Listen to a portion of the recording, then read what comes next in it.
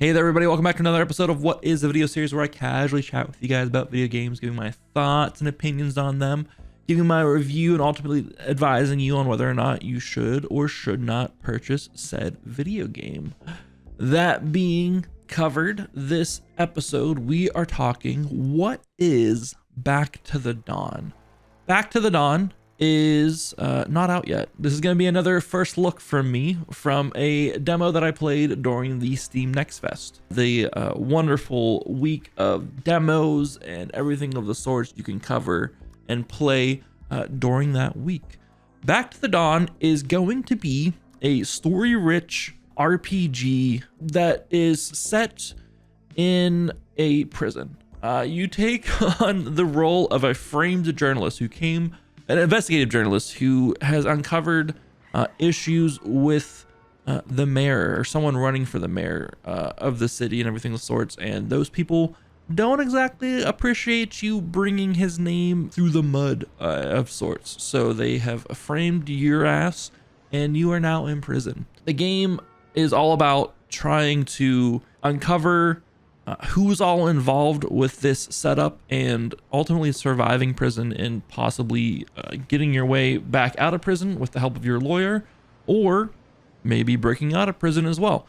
The options are there. There's a lot of different things you can do with this game, but ultimately you have to go through the day-to-day life of a prisoner within this prison. It was a very interesting take on this type of game. I really enjoyed everything I did. You had to obviously get oriented within the prison itself, meet your cellmates, get a job within the prison so you can afford commissary, so you can afford to call your lawyer.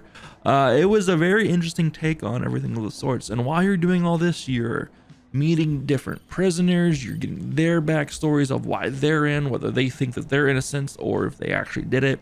There's different gangs that are set up within the prison itself, so you want to either make friends with different prisoners with the different gangs, or God forbid you make enemies with them, because there's while you're working through, and it's kind of like a day-to-day life simulator of sorts, you can also get into some tussles and stuff throughout the game. I only ever got one fight during the demo. I played through one day and I was sold on this game, obviously, so I didn't push myself any further to spoil anything else. I got into one fight with a giant alligator who wanted my money for a vending machine, and I wasn't having it.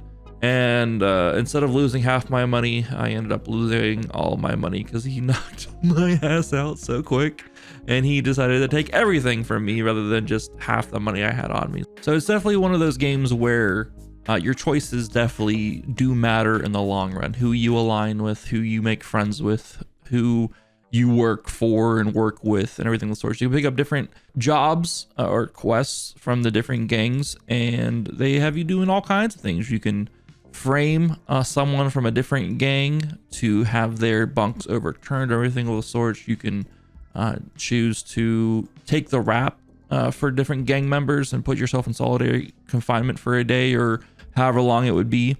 And if you choose to do that, then you aren't making money, you aren't contacting your lawyer, you just can't do anything for that day, but you are gaining the respect of that gang and gang leaders and everything of the sorts. So it's one of those risk reward type situations where, do you risk not doing stuff for a day and have yourself sit in solitary confinement to gain the rep with the gang, or do you not? It's just one of those things where if you accept the job and then you don't follow through with it, they also remember those things. So it's definitely got a lot of cool mechanics and cool setups with that when it comes to choices. You can also craft different things throughout the game. It's got a full crafting system. You can make shivs, you can make lock picks, you can make all kinds of things, bandages for yourself to I guess heal yourself up if you start bleeding or get hurt. It's got all kinds of things it's got going on with it. It's kind of it's a pretty in-depth game for the demo that I played, and I'm excited to see where else you can go with it. As far as setting up your character, like the demo has you playing as Thomas the Fox, and it looks like you can have different kind of backgrounds with him from there, and each of the backgrounds had different pros and cons to your stats overall. And it looks like as you play through the game and as you progress through the game, there's going to be different characters you can play as well.